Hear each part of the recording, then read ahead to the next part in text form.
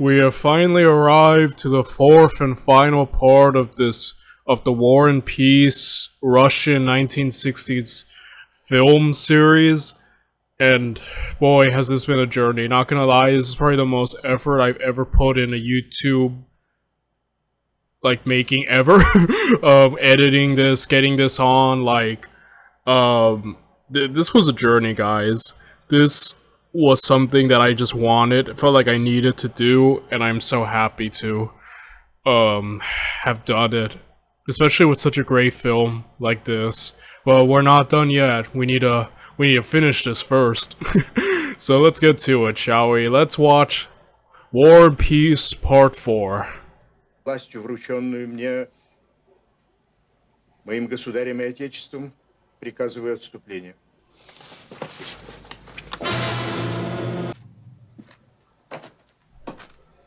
Yeah, that was one of the hardest decisions probably Kutuzov ever had to make. Because again, St. Petersburg's kind of the capital, but Moscow is kind of the symbolic, one. And to give it up, especially to Napoleon, what was a source of big criticism against him, how could you let Napoleon get Moscow, again, it was a tough call, but I think ultimately the right call, because at the end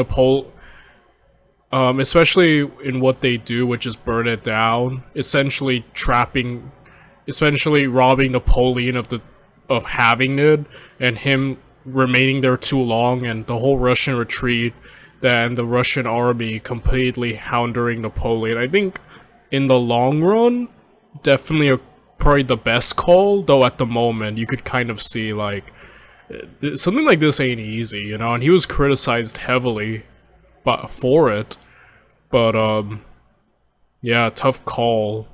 But I think at the end I'm kind of with Kutuzov in this, Ах, да.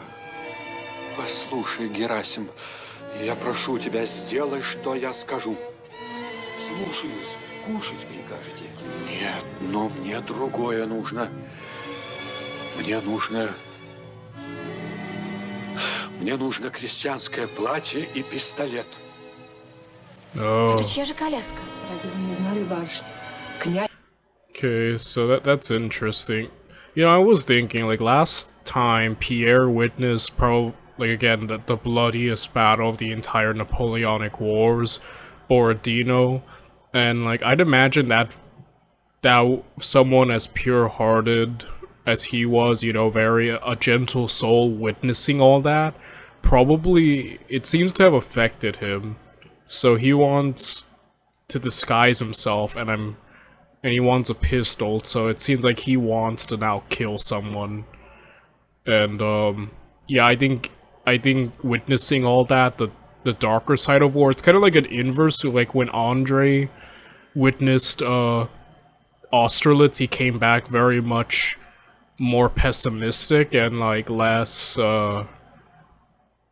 hopeful, and I think maybe Pierre might be the same. Because, again, I've never seen a live battlefield or war, but I imagine it would probably change the way I'd see things, I think it would have an effect on people to have seen that. Что же, вы и в Москве остаетесь? В Москве? Да, в Москве. Прощайте. Желала бы я быть мужчиной, я бы непременно осталась с вами. So yeah, he's gonna stay in Moscow now. And he's anticipating another battle, so... What I do know is that, if I remember correctly, the Russians, when they were evacuating Moscow, they did burn the city. I think they let out criminals and whatnot to go and just basically, if we can't have the city, no one can. We won't let Napoleon have it, so they just burned down the city. So I'm wondering if, Pierre will be a part of that.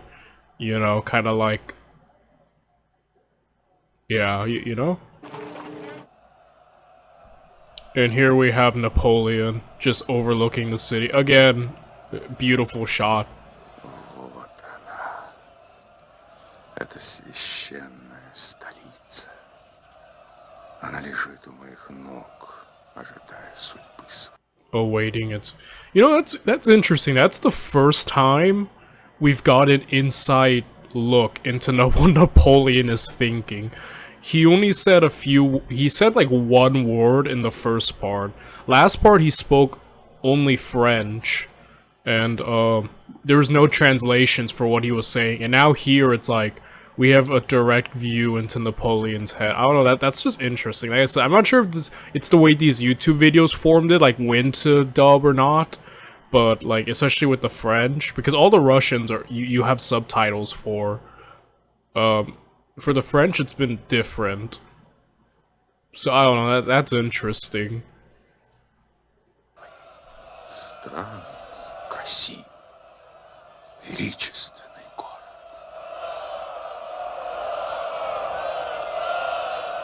Но что же так долго не является депутация города? That's just a cool shot.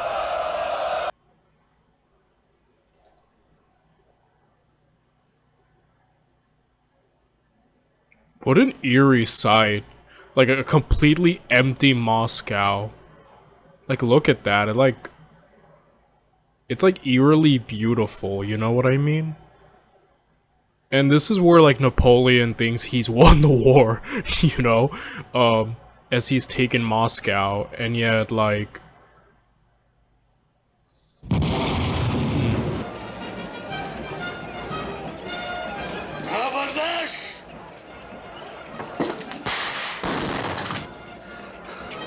Vous m'avez sauvé la vie, vous êtes français. Rambal, capitaine du 13e léger. Je suis russe. Hein? D'autres. Qu'allons-nous faire de cet homme? okay, that was interesting. Pierre just rescued this French soldier. I don't know the exact rank, but they seem to be going within. So like, what is he doing right now? Like, he seemed to, he wanted the pistol and to kind of disguise himself in more simple clothing. Now he's rescuing now he's rescued this Frenchman. I wonder what he's trying to do. Puis l'empereur. Est-ce que l'empereur... L'empereur, c'est le plus grand homme de tous les siècles passés et à venir. Est-il à Moscou? Oh. Non, il fera son entrée demain. L'empereur, c'est... You know, it's interesting. So this weird, like, interaction he's having with this French soldier, and that was an interesting conversation. As if the French soldier couldn't even fathom the idea of Paris being taken at this point. Funnily enough, how fortune will turn once the coalition gets to Paris, but yeah, Pierre seems to be interested in Napoleon's arrival into the city, and I've been thinking, like, in part 1, we established that Pierre was a fan of Napoleon. Him and Andre were both kind of admirers of Napoleon. They talked about how great he was, how he was the greatest man in the world. Literally, the French guy right here just said the exact same thing. He's the greatest man in the world. That's exactly what Pierre said in the first part, in the first movie. And now, like, he doesn't seem to agree with that. And I'm, like, wondering how Pierre sees it, because we didn't really get a full insight into Andre. Obviously, he returned from Austerlitz very changed. Though he never mentioned if he hated Napoleon. He just seemed disillusioned with life. Pierre is planning something. Like, I wonder how he feels about Napoleon now. And, like, you know, considering all the suffering he's done, that has been caused, and probably blames Napoleon, right, for everything that's happening, like, probably kind of ending up resenting his former idol, you know? Глянь-ка, точно в Москве. А это вовсе Oh snap. Видишь, полыхает. Oh crap, so we already got to the burning of Moscow. Yeah, at the moment Moscow's burning, so holy crap, we're already there. You know? I'm guessing we're gonna see the Russian retreat, which is gonna be pretty cool. Oh snap, she's in the exact same house as Andre? Вы... Dang. So yeah, they're... Yeah, I don't think Andre's gonna make it, guys. It seems like he's been written off for death since the end of the second part. Which is... I mean, the third part, but I think that's really tragic because Andre, I think, before what happened, actually realized he wanted to live, and now here he is dying. Yeah. The poor guy, he can't catch a break, can he? But him and Natasha are having this interaction now. Люблю тебя больше. Лучше, чем прежде.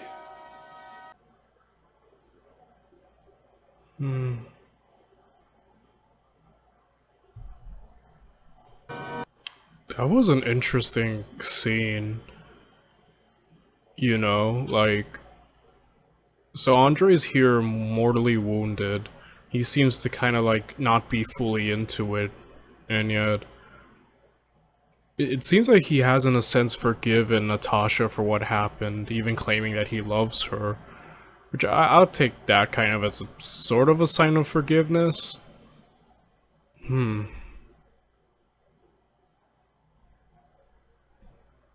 That's interesting. Yeah, the thing is about the whole situation, I don't know if I got my point across back in it was part 2 that happened. That the whole Natasha and, you know, the affair and whatnot, the ending of their union and whatnot. I mean, at the end, like, finding out she's, like, barely a teenager, way more forgivable, you know, like, 16-year-old, catching feelings really quick, like, you know, like, I know that the time and the era were different, right? Like, people married younger, maybe were expected to be more mature and whatnot, especially, I'd imagine, someone of her higher social status, but at the end, I think a 16-year-old is still, you know, a 16-year-old, a teenager, and I think in that point in life, you don't know what love is, you know what I mean? True love. I think that maybe comes later as you mature, and, you know, obviously she's still racked with guilt over it, and,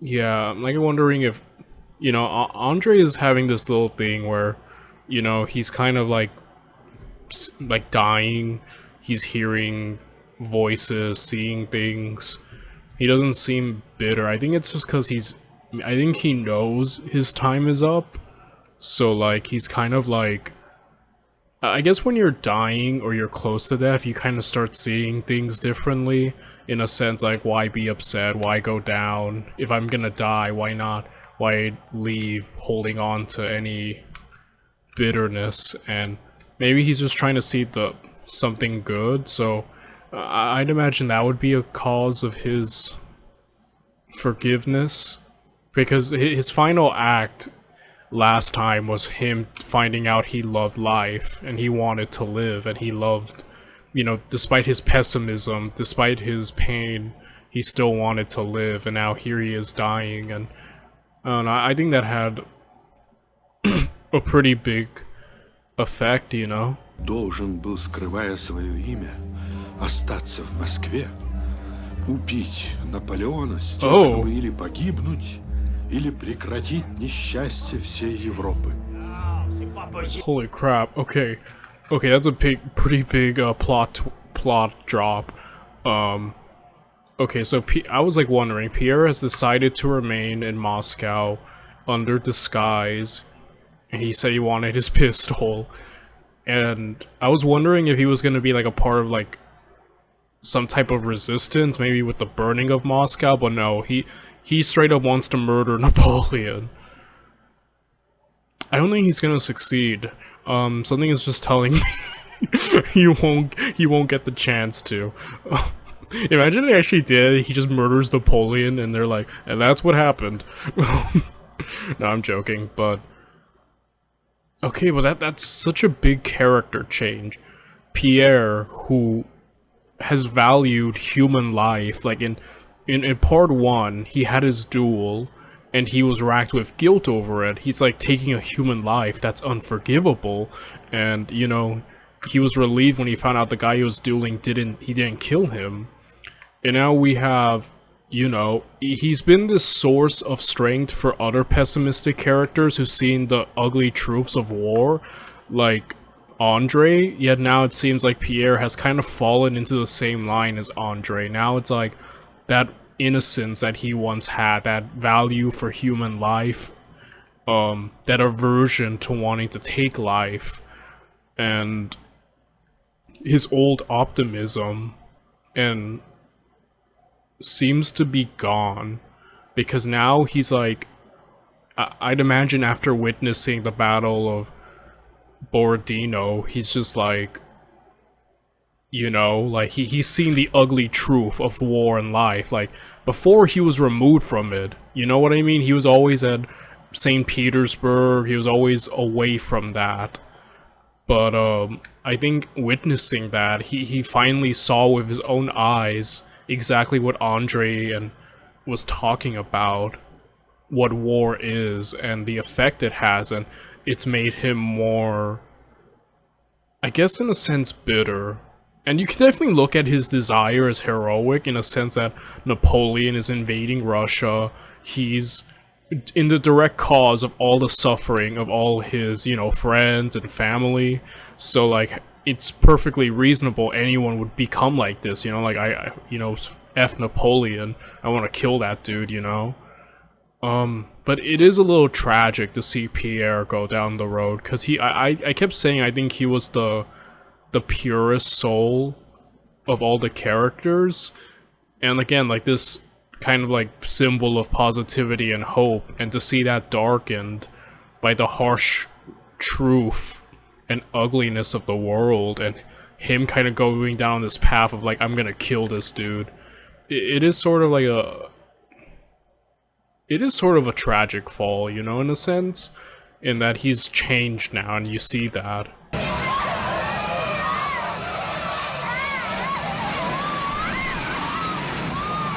Dang. Again, the shooting in this movie, I keep saying this, but it can't, I just don't, I feel like I have to just keep acknowledging it, like, he does a great job of capturing just, like, these shots that look like paintings, and they're just beautiful, and he's really capturing the chaoticness of, like, this event, the burning of Moscow. Everything's just in ash and fire. I don't know, it just looks so, like, you know, like an inferno, like, it's just, like, really, like, well done, everything that we've seen, you know? Оставьте эту женщину! Вы подбитесь!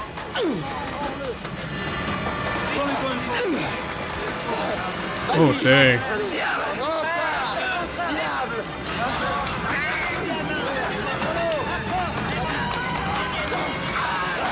Oh my god.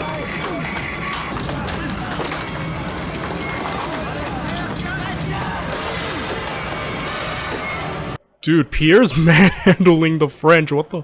He just like threw 3 of them. Holy crap. Oh my god. So they just like, okay, so holy crap. That happened way too quick. So Pierre has just been apprehended by the French. I thought he was about to die right now. Someone was about to shoot him with all that chaos. He was throwing them around, ragdolling French soldiers. I thought they were literally about to kill him right there, but thankfully he's still alive. But it seemed like his desire to murder Napoleon is now gone, because now he's been unarmed and just apprehended.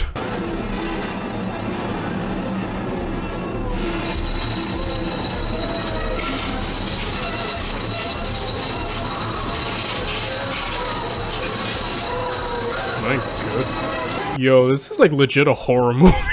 Like, legit though, like, I don't know, the way that this is being shown, like, it gives off like a weird, like, unsettling vibe, which is, I know it's supposed to, but like, you know, everything's in flames, the French are just looting, taking everything, celebrating as, you know, like, and like this, like, build-up of music as Pierre is just watching this, like, almost like in some set, and looks like it's like filmed like a, almost like its own kind of battle scene, but also like I said, it's giving like an unsettling horror vibe, you know?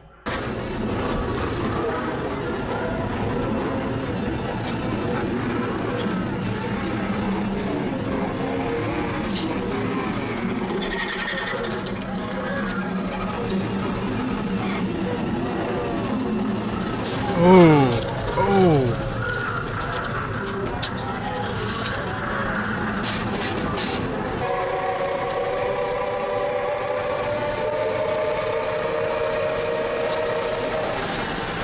You guys see what I mean? Isn't this just unsettling to watch? I don't know what to say. I'm just like, you know?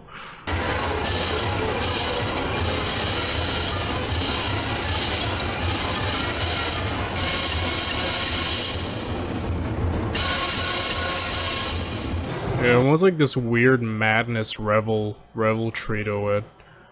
You know, like, it's insane, man.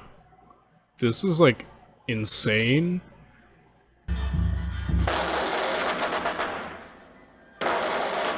Holy crap.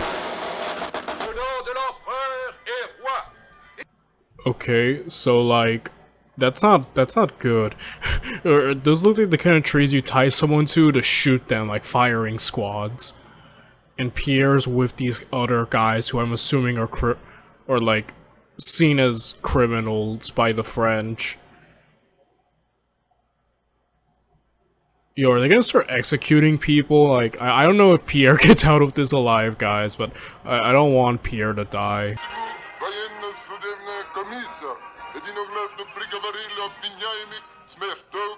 Oh my god. Dude, they're murdering them, holy crap. Oh. Oh my god.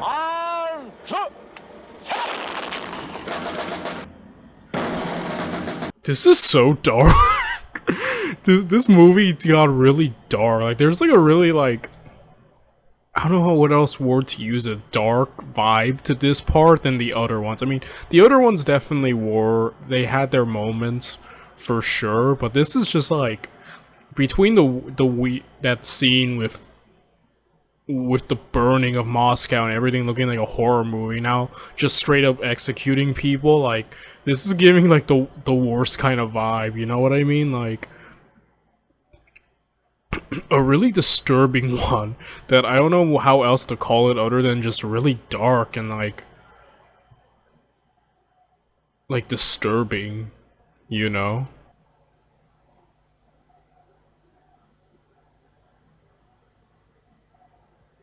Oh. Oh my god.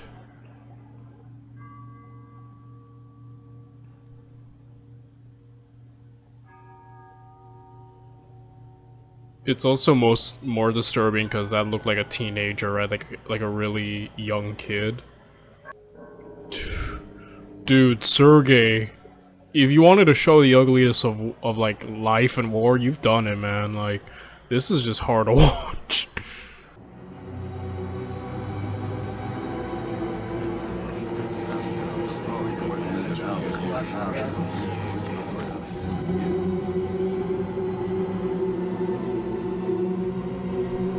You guys did not tell me this was a horror movie. What the heck am I watching right now? Dude, Pierre is like losing his mind. He's, again, like, he started off so innocent, you know what I mean? Idealistic, hopeful, and now he's just like descending into like, I don't know, man. Like, the dude's like not alright. He's witnessing way too much things that I don't think he can handle. which I don't think most normal people could handle. Just this side of like the worst of humanity, you know what I mean? Князь Андрей не только знал, что он умрет, но он чувствовал, что он умирает. I'm not gonna.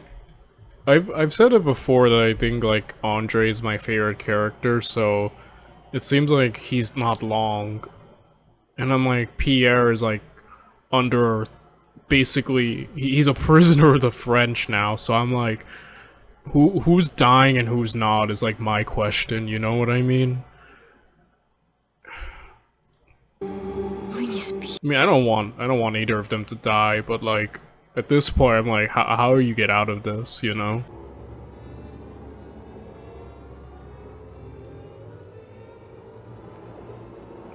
This part has such a weird surreal. I'm telling you, something about this part in particular, I'm digging it. I don't want you guys to think I'm not, but I'm like caught off guard by it. I was not expecting it. Like, it has such a surreal vibe to it that I just don't know, like it's a nightmare or like a dream. Like, hats off, Sergey. This is not what I was expecting. I did not think.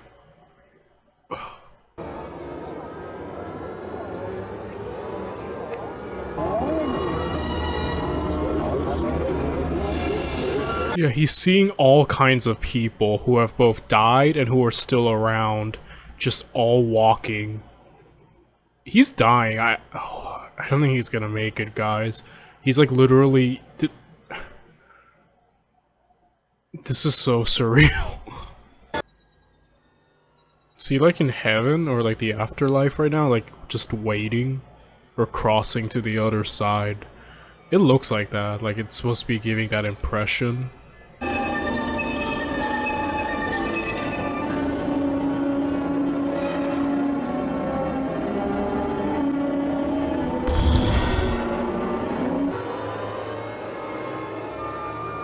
And he's like walking into the abyss. He tried closing the door, but now he's on the other side of it. Walking into the darkness.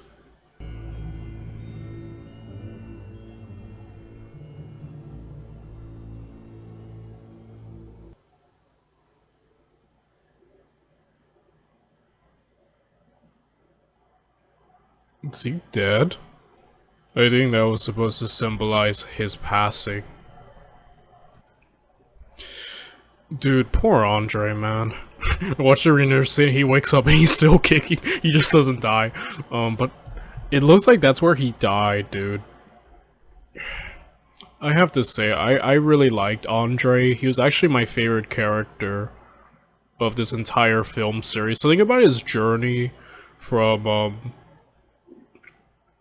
you know, starting off as someone who wanted more, wanted to escape his life, went to war, did not find what he wanted, which was glory. He found the ugly truth of reality, like life, and war isn't glorious, it's suffering. Came back, pessimistic, found love, was betrayed, hurt, and his story is tragic because at the end in the Battle of Borodino, when death finally confronts him, he's like, I want to live. Like he finds out that he loves living and life, and he got injured, and which sent him to death. And it's just this journey of this man has just been something of like a surreal, but like there's just been themes of life and death, existentialism. I feel like so much of the themes of this novel, of this like movie slash novel,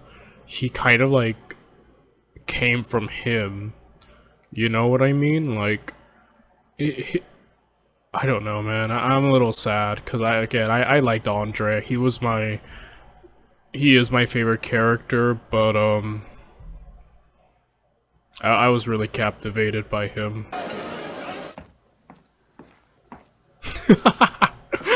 I don't know why that image of Napoleon putting his own... Was that already there, or did he hang up the portrait of this painting of himself there? If it was already there, I know he must be residing somewhere, like, I don't know. But I like to imagine, this is my headcanon, Napoleon just hung up a painting of himself here in Moscow, in where his quarters, so he can look at himself. I'm sorry. I needed a laugh. This was getting too dark and heavy for me, but just the thought of Napoleon just putting let me put a photo, a painting of myself here on the wall of Moscow. Need to admire myself a little. Он просил мира, но либо получал отрицательный ответ, либо не получал никакого ответа. Yeah, this is another thing that comes back to bite Napoleon. He hangs out in Moscow for like, what, a few weeks before the winter starts, hoping, because in Napoleon's mind, he's won. He took Moscow. This is where Tsar Alexander gives him his peace, right? That's what Napoleon is thinking. But Tsar Alexander does not give him any answer, basically leaves him on red, and essentially, like, lets Napoleon trap himself. Like, Napoleon, you know, eventually, he starts leaving Moscow way too late, realizing he can't stay in the city due to the coming of winter, but also, you know, leaving too late, so where the winter starts affects him in his retreat, and where the Russians start getting back at him. It really was a genius move. Tsar Alexander, he was even quoted saying, "This is where my campaign begins." That's what he said during the Russian retreat, which are terrifying words. Because he kind of got the one up on Napoleon at the end here. He got the one up on him, trapped Napoleon, essentially let Napoleon wait around for an answer that was never coming, and yeah.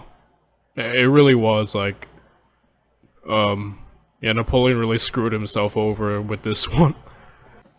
Наполеон из Москвы ушел.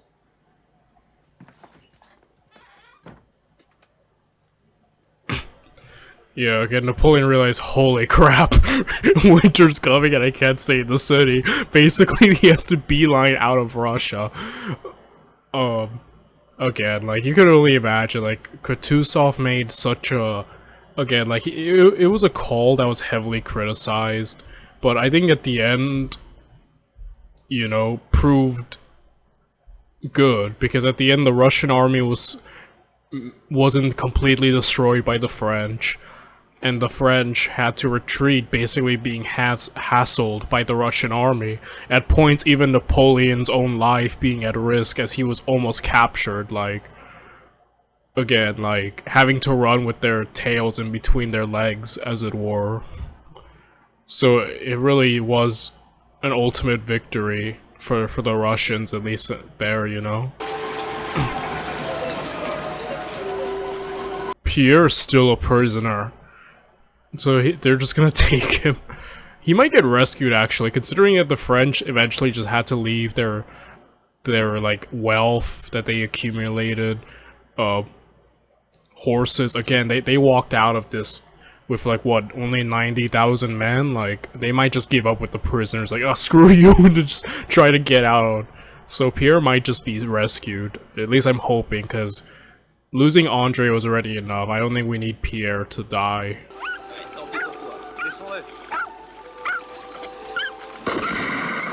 My god. Holy crap.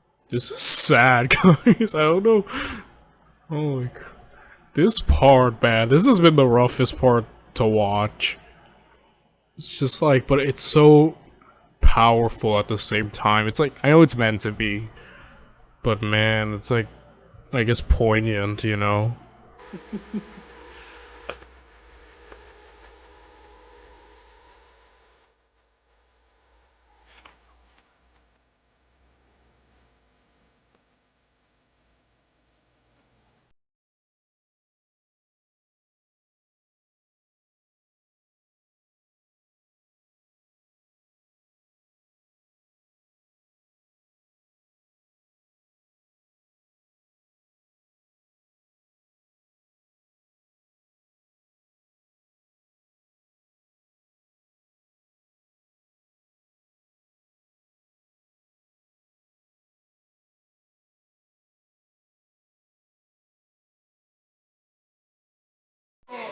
I'm not sure Pierre has finally broken and lost his mind, or like he's somehow rejuvenated, but yeah, I don't know what's going on anymore, guys. I'm just like, oh my gosh.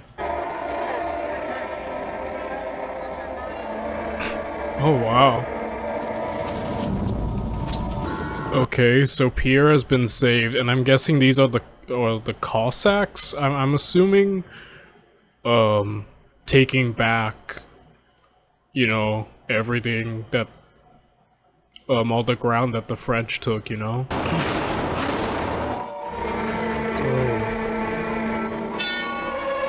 Holy crap.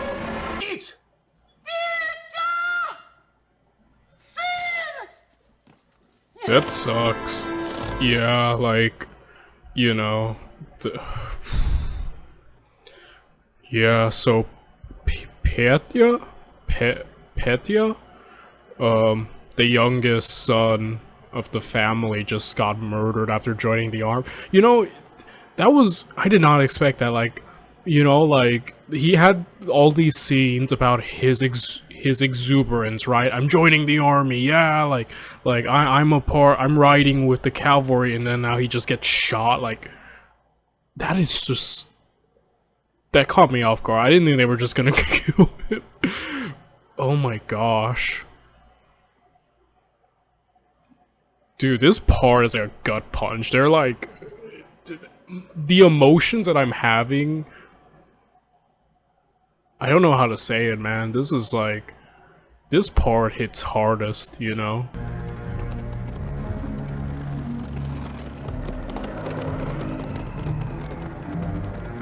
So yeah, like, it's interesting just you see the fall of Napoleon. In part 1, we're introduced to Napoleon at the peak of his, like, prowess, defeating the Third Coalition on his white horse. And then you kind of see in part 3 when he returns, you know, you see him less in a majestic, glorious sense, and more in a frustrated one, as he's trying to, like, as he's witnessing the events of Borodino.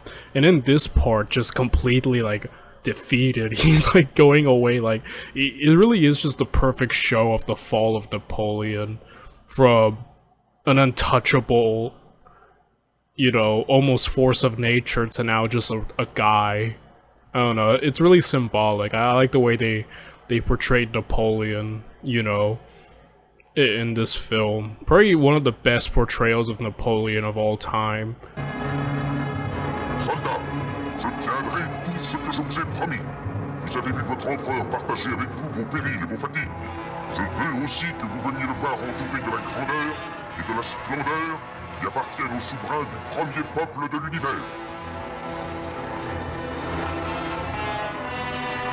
Soldats, cette armée autrichienne d'Italie, qui à un moment subia par sa présence nos provinces, qui avait la prétention de briser ma couronne de fer, dispersée, battue, anéantie grâce à vous, sera un exemple de la vérité de cette devise, Jo la vitiede, mai a chi la tocca. Dieu me l'a donné, malheur à qui la touche. Soldats, ce ne sont plus nos frontières qu'il faut défendre, ce sont les États ennemis qu'il faut envahir.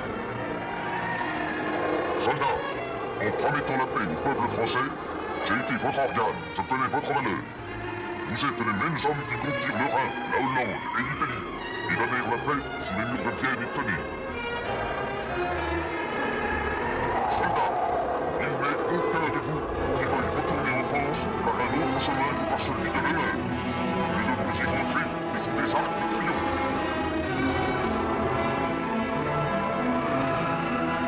Soldats, vous avez tout désiré. Désormais, vous allez pouvoir avec vous. C'est nécessaire. Et il donnera à tout le monde. Quartier de fer, et en vous de la patrie. Conduisez-vous à Austerlitz, à Putain, à Metz, à Smolensk, et de la postérité à vous rappeler, s'il n'avait pas cœur, oui, de cette journée.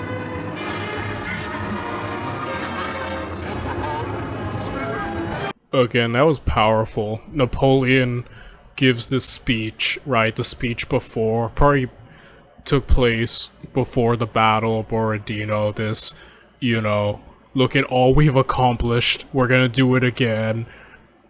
And then, as the speech of Napoleon is playing, they're showing basically the army dying as they're trying to get out of Russia. Though Napoleon left the army after the main retreat, like after they got out of Russia, then he left for Paris. He didn't leave like during the middle of the retreat while they were still in Russia. But still it's showing, yeah, like, you know, this grandeur that Napoleon had and just like the results of it as everyone is suffering, just trying to escape. I don't know. It really is just powerful. Ага тому народу, который в минуту испытания, не спрашивая о том, как по правилам поступали другие в подобных случаях, с простотой и легкостью поднимает первую попавшуюся дубину и гвоздит ею до тех пор, пока в душе его чувство оскорбления, мести не заменяется презрением и жалостью. Yeah, just the complete reverse, right? As the French has basically become, you know, the once mighty Grande Armée is now reduced to just a bunch of scavengers trying not to freeze to death. It really is just like the ultimate symbol of Napoleon losing his strength, right? Wow.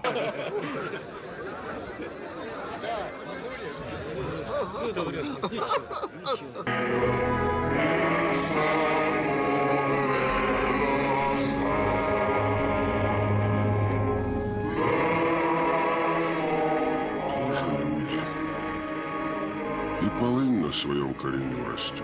It was a very powerful scene, you know, some of these Russian soldiers treating the French awfully well. I mean, I've often heard that, yeah, obviously many of the French stragglers were just hunted and killed, though this shows a scene where they get along with them, and, you know, like, oh, they're just like us, like, I think that's supposed to be like commentary that, like, you know, at the end, even when you're opposing sides, there are still just normal people. You know, when we think of war, we think of the higher ups, the leaders,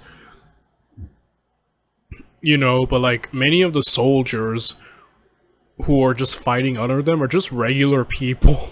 Like, you know, maybe not even fully aware of the politics, what's going on between their leaders, and just fighting, whether it be out of love for their country or whatnot, and they're just you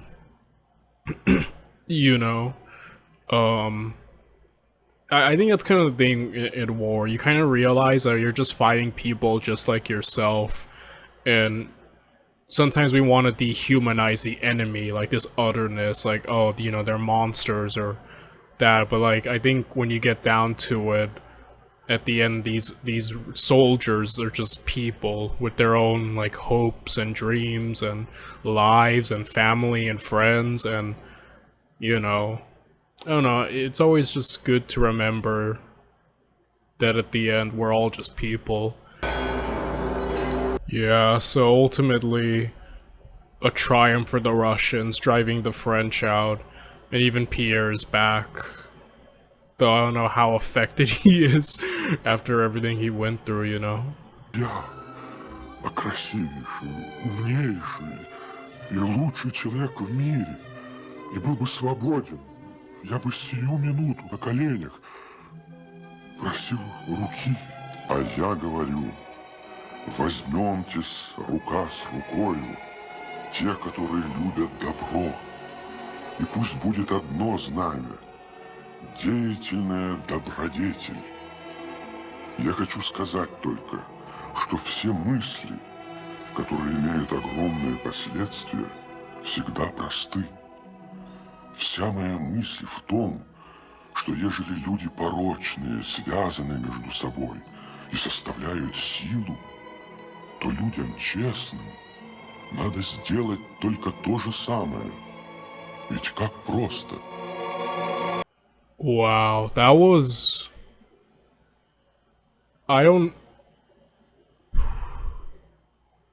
I have to say, this might be an understatement. I don't even think words can fully express. But that was beautiful. That was probably one of the most epic things I have ever seen in my life. Epic is, I think, the most appropriate word I think one can get from this.